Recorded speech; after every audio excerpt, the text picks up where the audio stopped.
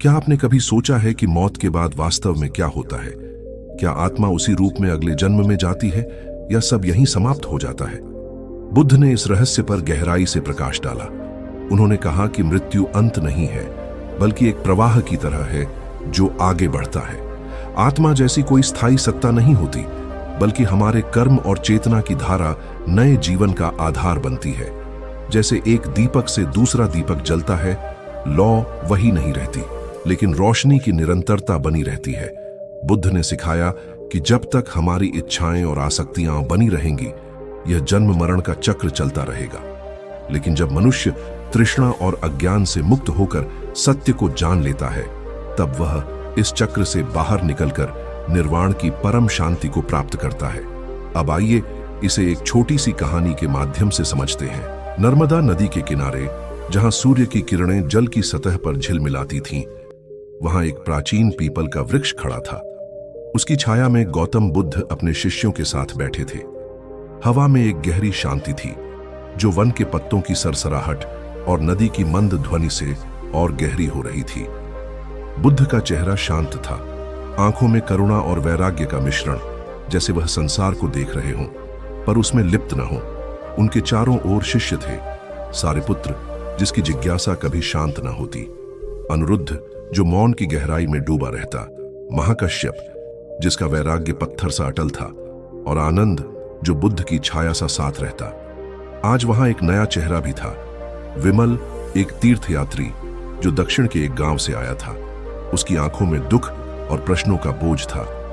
मृत्यु ने उसके परिवार को छीन लिया था और अब वह जीवन और मृत्यु के रहस्यों को समझने की खोज में था।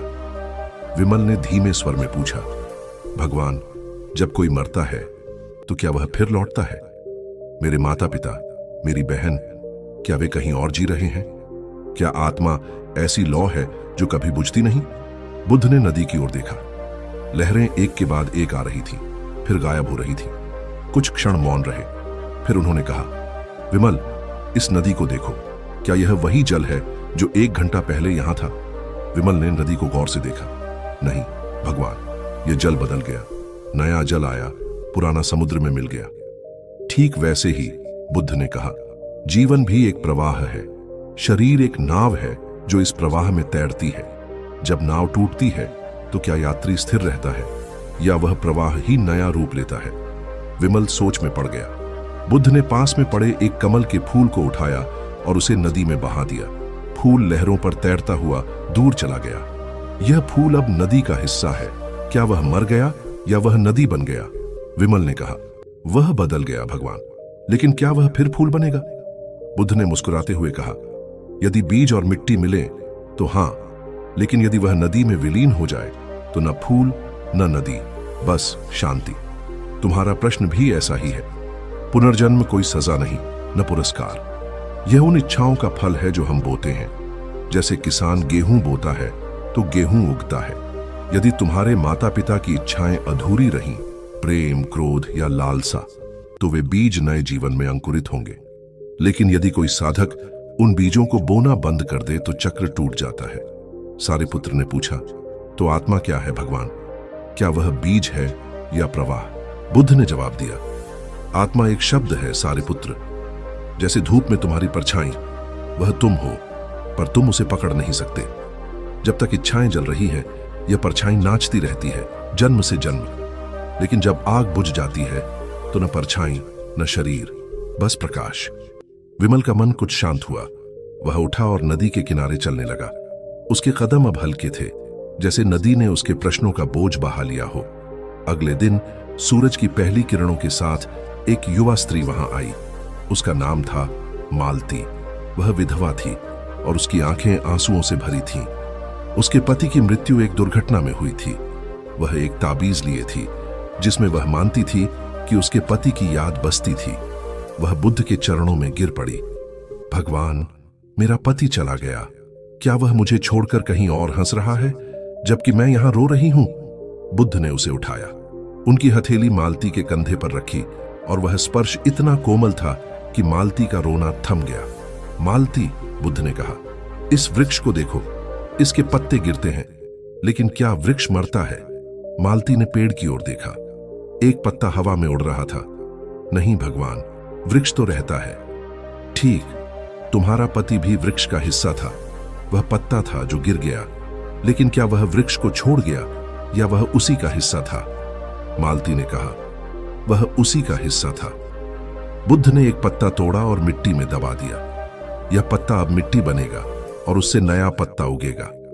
लेकिन क्या पुराना पत्ता लौटा या नया पत्ता उसी वृक्ष का विस्तार है? तुम्हारा पति एक धारा था, कभी पिता कभी पति।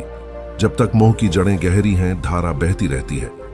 लेकिन यदि तुम मोह को काट दो तो वह समुद्र में मिल जाती है। न लौटना पड़ता है न जाना। आनंद ने पूछा, भगवान, मालती का मन नाजुक है, वह कैसे मुक्त होगी? बुद्ध ने कहा, आनंद, मन नाजुक नहीं, लचीला है। जैसे बांस हवा में झुकता है पर टूटता नहीं। मालती, तुम्हारा दुख मोह से उपजा है। यदि तुम प्रेम को बिना बंधन के मुक्त कर दो तो वह प्रेम ही तुम्हें मुक्ति देगा। पुनर्जन्म अधूरे प्रेम की पुनरावृत्ति है। मालती ने ताबीज खोला। उसमें एक कागज था जिस पर उसके पति का नाम लिखा था। वह उसे नदी में बहा दिया। लहरें उसे ले गईं। मालती का चेहरा शांत हो गया। मैं समझ गई भगवान, वह मेरा नहीं, सबका था। संध्या ढलने लगी। वन में एक आग जली। शिष्य इकट्ठे थे। एक व्यापारी कालिदास वहां आया। वह धनवान था पर उसकी आंखों में खोखलापन था। भगवान, वह बोला, मैंने धन कमाया पर सुख नहीं मिला। क्या यह पिछले जन्म का पाप है? बुद्ध ने एक पत्थर उठाया। कालिदास, यदि तुम इसे घिसो तो क्या यह सोना बनेगा? कालिदास हंसा, नहीं भगवान, पत्थर पत्थर ही रहेगा। तो यदि तुम्हारा मन लालच से भरा है तो दुख तुम्हें घिसता रहेगा। कर्म कोई आणपत्र नहीं, यह एक धागा है जो तुम बुनते हो। यदि तुमने धन की दौड़ लगाई तो वह दौड़ अगले जन्म में भी चलेगी। धागा काट दो, न लालच न भय, तो कोई बुनाई नहीं बचेगी। कालिदास ने पूछा, मुक्ति कैसे मिलेगी? मुक्ति कोई जगह नहीं कालिदास, यह खालीपन है। जैसे भरा बस्ता बोझ देता है, खाली कर दो तो हल्कापन। पुनर्जन्म तब तक जब तक तुम बोझ ढोते हो। कालिदास ने कुछ सिक्के नदी में डाले।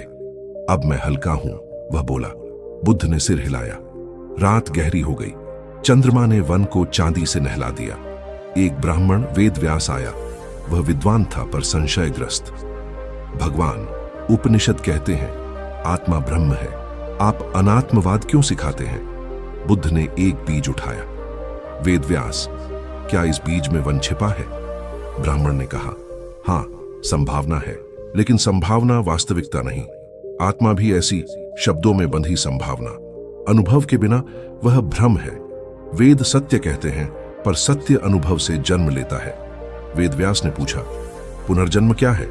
पुनर्जन्म बीज का अंकुरण है। बीज न बो तो कोई वन नहीं। ब्राह्मण चला गया। उसका बोझ हल्का था। अगली सुबह 4 शिष्य बहस में उलझे।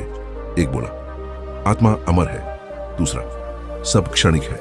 तीसरा, पुनर्जन्म है पर आत्मा नहीं। चौथा, सब मिथ्या। बुद्ध आए। मुट्ठियां बंद करो। उन्होंने मुट्ठियां देखी। खोलो। क्या था? खाली। तुमने अनुमान लगाया पर देखा नहीं। आत्मा भी ऐसा ही। अनुभव करो न कि बहस।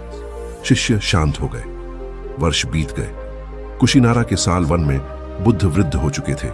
आनंद उनके पास बैठा। भगवान, क्या आप लौटेंगे? बुद्ध ने कहा, आनंद, जब आग बुझती है लौ कहां जाती है? न कहीं नहीं, बस मुक्त। मेरी आग बुझ चुकी, न लौटूंगा न रहूंगा। आनंद रोया। बुद्ध ने कहा, विपश्यना करो, जागो। मौन उतर आया।